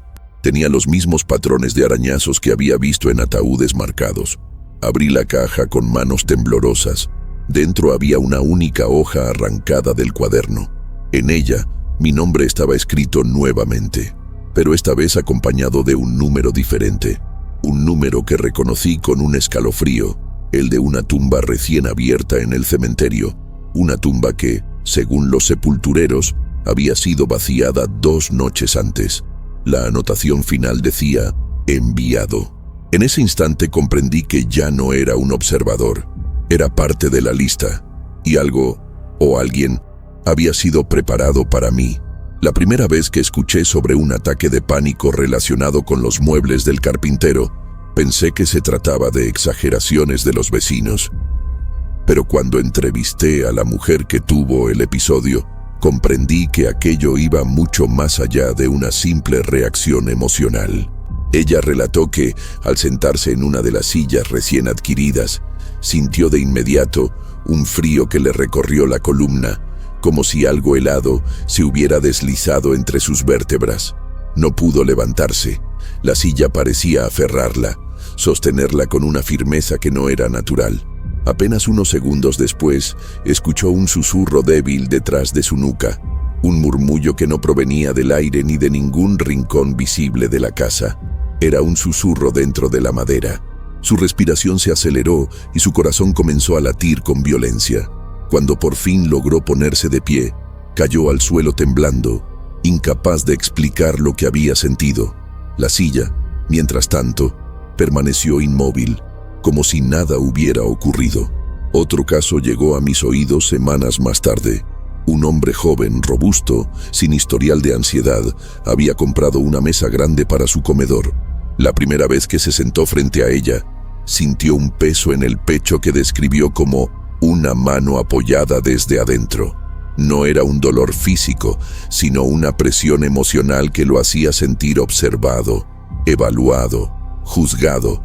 Intentó ignorarlo, pero cada vez que inhalaba, el aire se volvía más pesado, más denso. De pronto, La mesa emitió un crujido profundo, casi un lamento, y el hombre sintió dedos invisibles rozar su espalda. El pánico lo paralizó. Gritó sin poder controlar su voz. Su familia lo encontró minutos después, jadeando, con los ojos desorbitados, incapaz de acercarse nuevamente al mueble. Lo más perturbador fue descubrir que, bajo la superficie de la mesa, había marcas recientes, como si algo hubiera rasgado la madera desde dentro justo en ese momento. Comencé a recopilar testimonios de otras personas que habían tenido experiencias similares, y cada relato coincidía en algo: una sensación de contacto físico, un roce frío en la nuca, un tirón leve en la ropa, una presión en los hombros, como si alguien invisible se inclinara para apoyarse en ellos. Una joven me confesó que, al sentarse en una silla del carpintero, escuchó un suspiro tan cercano que pensó que alguien estaba detrás de ella. Cuando se giró, la silla crujió de manera abrupta, casi un sobresalto. La madera parecía tensarse como si reaccionara a su miedo. La joven huyó llorando, incapaz de entrar en la habitación durante días. Lo inquietante es que su familia aseguró que, en las noches siguientes, la silla cambiaba de posición por sí sola. A veces aparecía más cerca de la puerta, otras veces frente al espejo, como si buscara a la joven. A medida que los casos se multiplicaban, algunos clientes comenzaron a deshacerse de los muebles sin dar explicaciones. Los encontré abandonados en callejones, patios traseros e incluso flotando en el río. En una ocasión, recogí una silla que había sido arrojada cerca del puente. La madera estaba empapada, pero al tocarla sentí un temblor mínimo, casi imperceptible, como un latido debilitado. Me estremecí al imaginar lo que podría haber sentido la persona que se sentó allí antes de desecharla. Los ataques de pánico no eran simples episodios psicológicos. Eran respuestas a una presencia, a un eco atrapado en la madera que despertaba cuando un vivo se sentaba sobre ella. Era como si el alma que había dejado esas marcas de uñas en el ataúd buscara una forma de comunicarse, de recordar su sufrimiento, de exigir que su historia fuera reconocida. Y cada contacto humano abría esa puerta. Uno de los testimonios más aterradores fue el de un anciano que, durante una cena familiar, se desplomó sobre la mesa entre gritos ahogados. Sus hijos pensaron que estaba sufriendo un ataque al corazón, pero él, todavía consciente, negaba con la cabeza mientras trataba de apartarse del mueble. Lo que describió después fue desconcertante. Dijo que, al apoyar los brazos sobre la mesa, sintió que algo trepaba por sus manos, como si dedos invisibles se enredaran entre los suyos. Sintió un tirón brusco, un intento de arrastrarlo hacia abajo, hacia la madera misma. Afirmó que escuchó una voz débil, enterrada, suplicante. Cuando intentó levantarse, sintió que no podía moverse, como si la mesa lo retuviera. Solo cuando uno de sus hijos lo tomó del hombro, logró liberarse. Pero el anciano juró que, al separarse, escuchó claramente un golpe seco desde dentro del mueble. Un golpe que no provenía de este mundo. Conforme los testimonios aumentaban, comencé a notar un patrón inquietante en los ataques de pánico. Siempre ocurrían en momentos de silencio absoluto. Era como si los muebles esperaran pacientemente a que el ruido humano desapareciera para manifestarse. Una madre me contó que su hijo pequeño, sentado en una silla del carpintero, empezó a llorar desconsoladamente, sin motivo aparente. Ella corrió hacia él y lo encontró con el cuerpo rígido, las manos aferradas a los bordes de la silla, incapaz de soltarse. Sus ojos estaban abiertos de par en par, mirando un punto fijo frente a él, como si hubiera visto a alguien sentado a su lado, alguien que ella no podía ver. Cuando finalmente logró levantar al niño, la silla produjo un crujido agudo, un sonido tan desesperado que la mujer tuvo que taparse los oídos. Esa misma noche, escuchó golpes débiles provenientes del comedor, como si la silla lamentara la ausencia del niño. Otro episodio me llegó de boca de un hombre que sufrió un ataque de pánico tan severo que tuvo que abandonar su casa. Dijo que, mientras estaba sentado leyendo, sintió de pronto un peso brutal sobre el pecho, como si un cuerpo entero se hubiera sentado sobre él, aplastándolo desde el interior de la silla. Trató de levantarse, pero sus piernas no respondían. La silla comenzó a emitir un crujido profundo, como si fuera a partirse en dos, pero no cedió ni un centímetro. Era como si quisiera retenerlo con todas sus fuerzas. El hombre afirmó que escuchó, a la altura de su oreja, un susurro ronco: «No salgas». Eso lo llevó al borde del colapso. Cuando logró liberarse cayendo al suelo, vio que la silla tenía nuevas marcas en el respaldo, como si dedos invisibles hubieran quedado impresos allí. Abandonó la vivienda esa misma noche. La silla quedó atrás, pero él asegura que aún la oye. Lo más alarmante fue descubrir que algunos ataques ocurrían incluso sin contacto directo con los muebles. Una mujer me relató que, mientras pasaba junto a una mesa del carpintero, sintió que el aire a su alrededor se congelaba. Su respiración se volvió entrecortada, como si algo la envolviera y le robara el aliento. La madera emitió un chasquido tan brusco que ella retrocedió, tropezando con su propia sombra. En ese instante, juró ver una figura agachada bajo la mesa.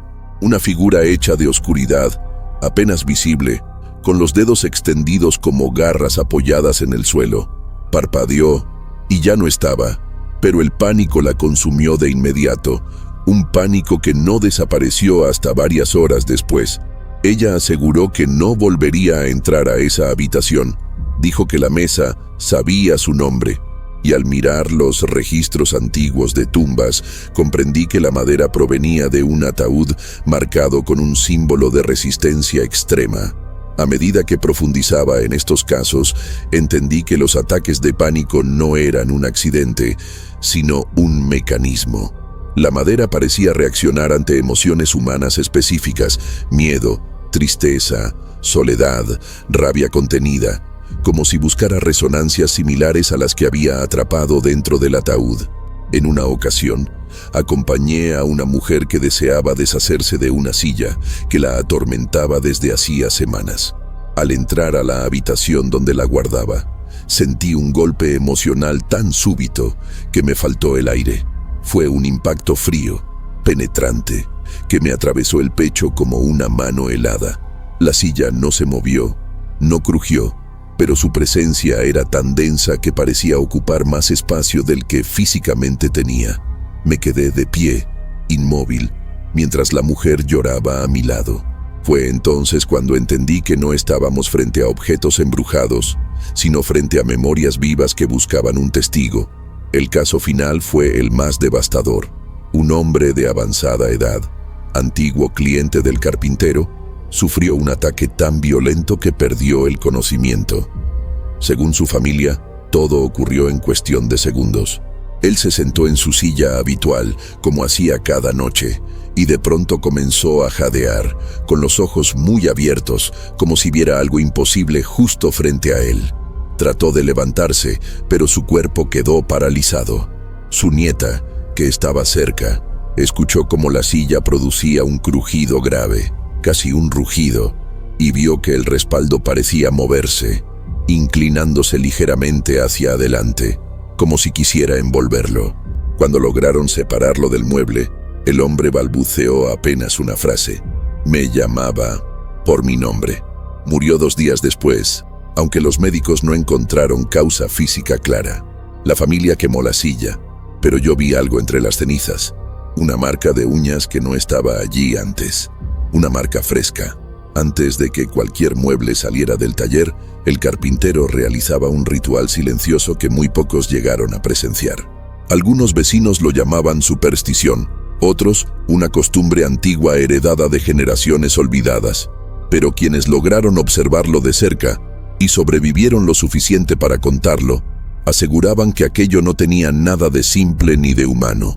Él colocaba la pieza terminada en el centro del taller, siempre alineada con una viga marcada con símbolos que reconocí luego en los ataúdes que recolectaba. Encendía una vela baja, de cera oscura, y la situaba justo detrás del mueble, como si quisiera iluminar la sombra proyectada y no el objeto mismo. Luego, pasaba la mano por la superficie de la madera con una lentitud deliberada, casi reverencial, murmurando palabras que no pertenecían a ningún idioma conocido. El aire alrededor parecía contraerse, como si la habitación entera estuviera escuchando. Lo más inquietante era que el carpintero nunca realizaba el ritual de la misma forma. A veces trazaba un círculo invisible alrededor del mueble, moviéndose con pasos precisos que tenían un ritmo particular, parecido al de un cortejo fúnebre. Otras veces se inclinaba sobre la madera como un confesor frente a un penitente, susurrando frases que parecían calmar algo escondido en las profundidades del material. En más de una ocasión, quienes lo espiaban desde la ventana aseguraban haberlo visto llorar mientras hacía este proceso, aunque su rostro nunca mostraba sufrimiento. Era como si las lágrimas pertenecieran a los muertos, no a él. Lo desconcertante era que, después del ritual, la pieza parecía cambiar sutilmente. La madera adoptaba un tono más oscuro, los surcos se volvían más profundos, y un olor tenue, similar al de la tierra mojada del cementerio, impregnaba el ambiente durante horas. Una noche, mientras el viento golpeaba las paredes de la calle vieja, logré observar una versión más extensa del ritual. La vela temblaba como si respirara, y el carpintero movía las manos sobre la superficie del mueble con una delicadeza absoluta, como si acariciara un cuerpo dormido. En un momento, apoyó la frente contra la madera y durante varios segundos permaneció inmóvil, en un silencio tan profundo que parecía escucharse el latido de la propia pieza. Luego habló en un tono grave, casi imperceptible. «Descansa, no te llevarán otra vez». Aquellas palabras resonaron en mí como un eco de tragedias pasadas. Era evidente que su ritual no buscaba embellecer la pieza ni prepararla para la venta. Era un acto de transición, una despedida, un pacto oscuro entre la madera y el artesano que la había resucitado. Lo más perturbador fue descubrir que el ritual no solo afectaba al mueble, sino también al cliente. Según ciertos testimonios, cuando el carpintero entregaba una pieza, miraba a la persona directamente a los ojos durante unos segundos y murmuraba algo tan bajo que nadie podía entender.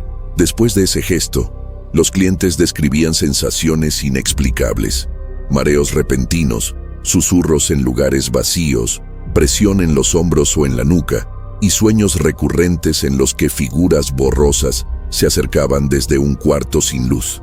Algunos aseguraban que, al tocar el mueble por primera vez, sentían una vibración sutil que les recorría los brazos, como si el objeto reconociera su presencia. Lo inquietante era que el carpintero nunca entregaba un mueble sin antes completar el ritual. Era como si creyera que, sin esa ceremonia, la pieza no estaría lista para convivir con los vivos. Con el tiempo, noté que el ritual tenía un patrón oculto, un orden silencioso que el carpintero seguía con fidelidad absoluta. Siempre comenzaba con la caricia lenta, luego el murmullo, después la pausa con los ojos cerrados y finalmente el gesto de apartar las manos como si liberara algo atrapado. Pero lo que realmente me perturbó fue observar que, en ciertas ocasiones, mientras realizaba el ritual, la madera parecía moverse levemente bajo sus dedos, expandiéndose o contrayéndose como un suspiro profundo. No era la madera de un ser inerte, era la madera de alguien que había sufrido, luchado, arañado, respirado su última esperanza dentro de un ataúd, y el carpintero, lejos de temer esa vida residual, la guiaba, la moldeaba, la calmaba.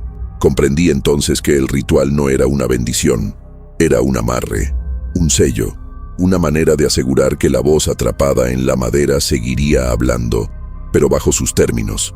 A medida que profundizaba en el ritual, entendí que no se trataba de un simple gesto simbólico. El carpintero parecía establecer una especie de equilibrio entre lo que la madera había sido y lo que estaba a punto de convertirse. En una ocasión, observé cómo colocaba un pequeño cuenco con tierra húmeda junto al mueble recién terminado, Con la punta de los dedos, tomaba un puñado de esa tierra y lo frotaba suavemente sobre los bordes, como si sellara los surcos dejados por las uñas de los difuntos. Después retiraba la tierra con la misma delicadeza, dejando un rastro casi invisible sobre la superficie. La madera absorbía ese gesto como si fuera parte de un proceso ancestral. Yo sentía que estaba presenciando algo prohibido, algo que no debería sobrevivir en tiempos modernos. Pero él actuaba con una calma tal que parecía haber repetido ese rito miles de veces. En ciertos rituales, el carpintero hacía algo aún más inquietante. Golpeaba la madera con los nudillos, 1, 2, 3 veces, y luego inclinaba la cabeza como si esperara una respuesta. Y lo más aterrador era que a veces la conseguía. Un crujido débil, apenas audible, parecía contestar desde dentro del mueble. Era un diálogo silencioso entre el artesano y aquello que todavía residía en la madera. En esos momentos, el aire del taller se volvía tan espeso que me costaba respirar. La vela se consumía más rápido, proyectando sombras que parecían moverse por cuenta propia. El carpintero sonreía apenas, una sonrisa triste, gastada, como si lamentara lo que estaba haciendo pero no pudiera dejar de hacerlo. Era evidente que no actuaba por voluntad propia. Lo guiaba la obsesión, o algo más antiguo que la obsesión. Hubo una noche en particular que nunca pude olvidar. El carpintero había terminado un armario grande, construido con madera proveniente de varios ataúdes marcados. Mientras realizaba el ritual, sus movimientos se volvieron más lentos de lo habitual, como si cargara un peso profundo. Apoyó ambas manos sobre las puertas del armario y cerró los ojos. El silencio era absoluto, incluso el viento había dejado de golpear la calle. De pronto, el armario emitió un sonido hueco, como un golpe hecho desde el interior. El carpintero no se sobresaltó. Murmuró algo que no pude comprender, pero su tono era firme, casi autoritario. Otro golpe resonó, más fuerte esta vez. Yo retrocedí instintivamente, sintiendo que algo dentro del armario quería salir, o que ya había salido una vez. El carpintero abrió los ojos y, sin mirar en mi dirección, dijo: «No lo dejes solo». Aún no sé si hablaba del mueble o de aquello que vivía dentro. También llegué a notar que el ritual tenía un efecto evidente sobre la madera. Antes de ser ungida por las manos del carpintero, la pieza parecía inerte, como cualquier objeto sin terminar. Pero después del ritual, la madera adquiría una presencia distinta. Las vetas parecían tensarse como si se estiraran hacia la luz tenue de la vela. Los nudos se oscurecían, marcándose como heridas antiguas. Las superficies que antes eran suaves a veces comenzaban a mostrar grietas nuevas, finas, casi imperceptibles, que recordaban las marcas de uñas de los ataúdes. Era como si el ritual despertara algo dormido, como si, en lugar de limpiar la madera, el carpintero la reanimara. Comprendí entonces que sus muebles no estaban destinados a decorar hogares. Eran contenedores, recipientes cuidadosamente preparados para albergar las memorias suspendidas de quienes nunca tuvieron un final digno. Lo que finalmente me convenció de que el ritual era más que un acto simbólico ocurrió cuando vi el último paso de su ceremonia. Después de completar todos los gestos, murmullos y toques, el carpintero daba un paso atrás y hacía algo inquietante. Inclinaba ligeramente la cabeza hacia un lado, como si escuchara las instrucciones de alguien invisible. No eran órdenes humanas, no eran susurros audibles, pero él asentía, como respondiendo a una voz que solo él podía percibir. Luego colocaba la mano sobre el mueble y decía una sola palabra: «Listo». Esa palabra no era una bendición, era una autorización, un permiso para que aquello atrapado en la madera pudiera acompañar, observar o atormentar al nuevo dueño. Me estremeció entender que, para el carpintero, el trabajo no consistía en construir muebles, sino en completar un proceso incomprensible entre la muerte y los vivos. Él no entregaba piezas, entregaba destinos. El armario fue encontrado una mañana en la que la calle vieja amaneció más silenciosa que de costumbre, como si las casas hubieran contenido la respiración durante toda la noche. Los vecinos, Habían escuchado golpes sordos provenientes del taller, pero nadie se atrevió a acercarse. Al amanecer, la puerta principal estaba entreabierta, algo insólito en un lugar que siempre permanecía cerrado. Dentro, en el centro del taller, se encontraba el armario, alto, oscuro, con una presencia que hacía que la vista se desviara por instinto. Sus puertas estaban firmemente cerradas con un cerrojo antiguo, aunque la cerradura no mostraba signos de haber sido forzada. Lo que llamó inmediatamente la atención no fue el exterior, sino el sonido apagado que parecía surgir desde dentro, un crujido débil, repetitivo, como un gemido atrapado en la madera. La luz que atravesaba la ventana apenas iluminaba los bordes, pero aún así se podía ver que algo no estaba bien. Los sepultureros que llegaron primero al taller dudaron en acercarse. Nadie comprendía cómo ese mueble había aparecido allí, ya que el carpintero no lo había entregado a ningún cliente y nadie lo había visto trabajar en él. Cuando uno de los hombres tocó la superficie, sintió un temblor leve, tan suave que pensó que era su imaginación. Pero al apoyar la oreja contra la puerta del armario, escuchó claramente un rasguño continuo, insistente, desesperado, un sonido que solo podía provenir de dedos humanos. El hombre retrocedió de inmediato, con el rostro pálido y las manos temblorosas. «Hay alguien dentro», murmuró, aunque todos sabían que era imposible. Ningún mueble podía contener vida. Ningún ser humano podía sobrevivir encerrado allí sin que alguien lo escuchara, pero el rasguño seguía, constante, como si una persona agotada se negara a renunciar. Cuando finalmente reunieron el valor suficiente para abrir el cerrojo, lo hicieron con una mezcla de terror y urgencia. La madera crujió al liberarse, emitiendo un sonido grave que recordó al lamento de una puerta de iglesia olvidada. Al abrir las puertas, una ráfaga de aire helado escapó del interior, tan fría que empañó la vista por un instante. No había nadie dentro, pero las paredes internas del armario estaban cubiertas de arañazos profundos y frescos, como si hubieran sido hechos minutos antes. Algunos surcos eran tan largos que atravesaban la madera de un extremo al otro. Otros estaban manchados de algo oscuro, aún húmedo, que no tardaron en reconocer como sangre. En un rincón del mueble, sobre una repisa interna, había un trozo de tela desgarrada, sucia, empapada en un calor inexplicable. Al tocarla, uno de los hombres gritó: «Estaba tibia, tibia como si hubiese sido arrancada del cuerpo de alguien vivo». El descubrimiento provocó un pánico casi inmediato entre quienes estaban presentes. Nadie podía explicar de dónde provenían las marcas. Nadie podía aceptar que algo hubiera estado dentro del armario sin que lo hubieran visto entrar. Pero lo más perturbador fue encontrar, en la parte inferior del mueble, un rastro de tierra fresca, como la que se acumula en las tumbas recién abiertas del cementerio. Aquella tierra estaba húmeda, pegada a las grietas de la madera, y despedía un olor profundo, familiar y aterrador.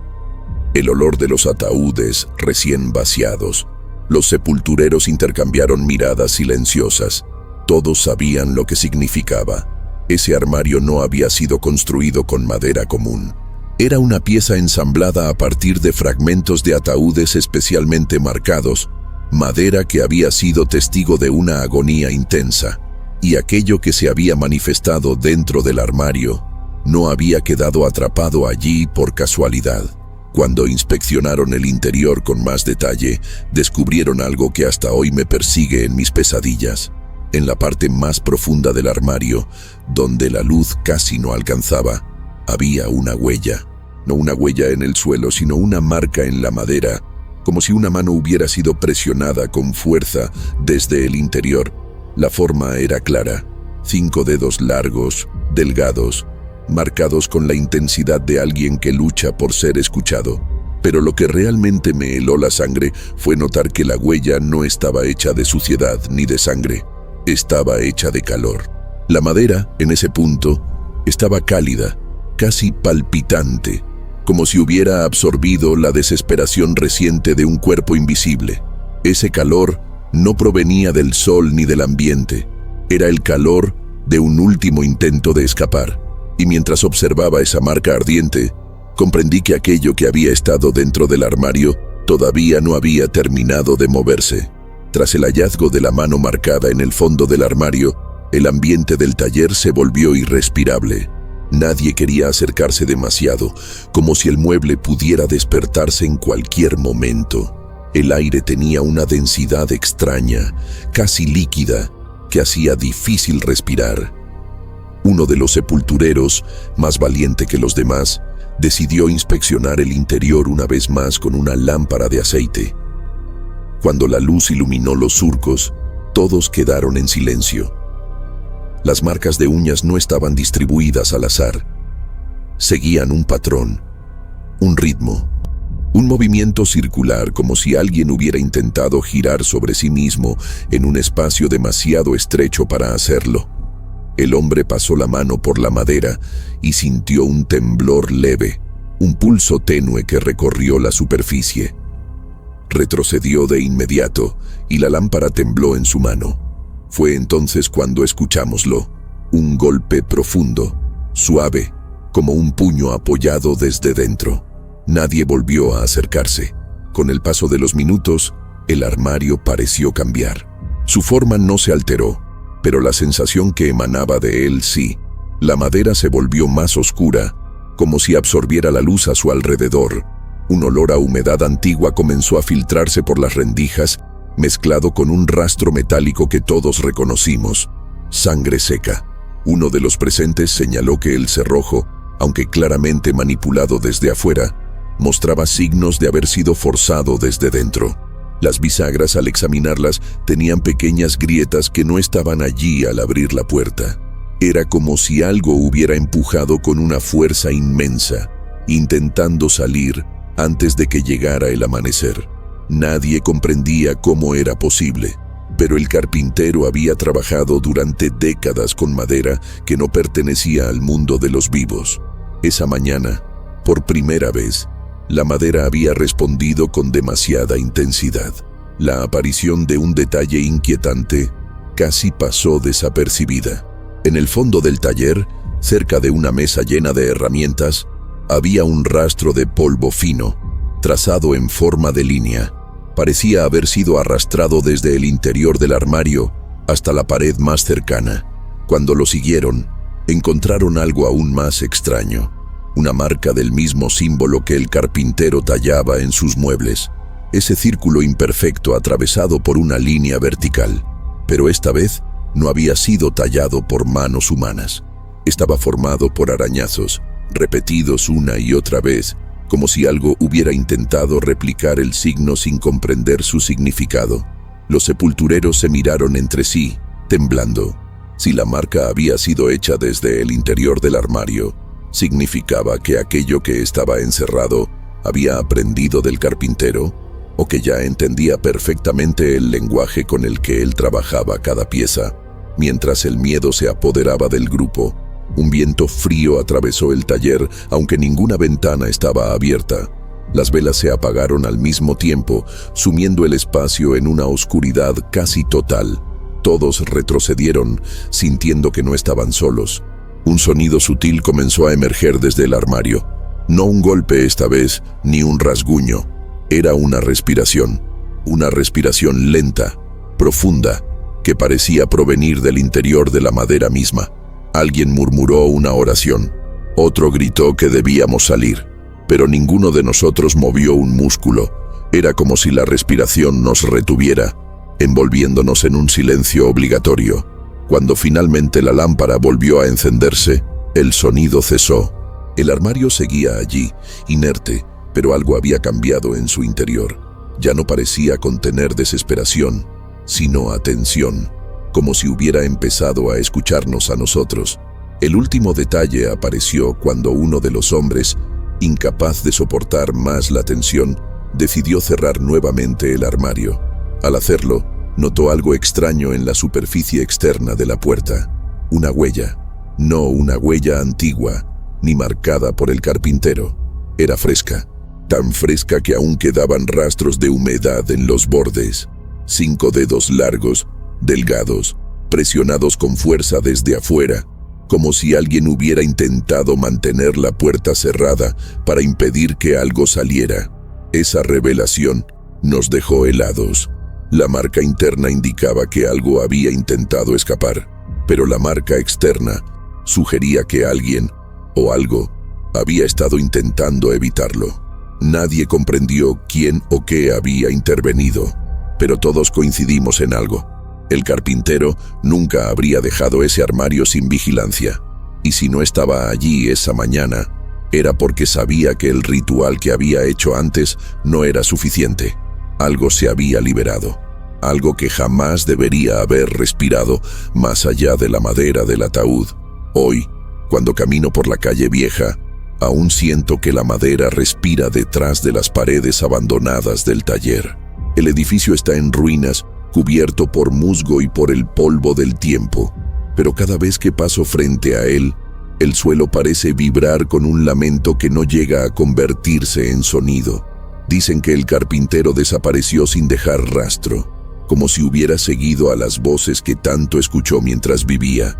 Otros juran haberlo visto caminar entre las tumbas del cementerio, con las manos rozando la tierra húmeda, buscando nombres que ya no pertenecen a ningún registro. Yo solo sé que en algunos amaneceres, cuando la niebla cubre la calle, puedo distinguir la silueta de un mueble en la penumbra, una mesa, una silla, un armario. Las sombras se alargan, respiran, se acomodan, y en ese instante la madera hace un crujido leve, como si recordara su origen. No sé si es un aviso o una despedida. Solo sé que nadie debería olvidar que, en esta ciudad, la muerte nunca se queda donde la dejan. Si esta historia te estremeció, cuéntame desde dónde estás viendo este video. Me ayuda a entender hasta dónde viajan estas voces antiguas. Y si sentiste un escalofrío en algún momento, deja tu like, compártela con alguien que adoraría sumergirse en este misterio. Estoy listo para crear el próximo roteiro cuando quiser, meu amigo.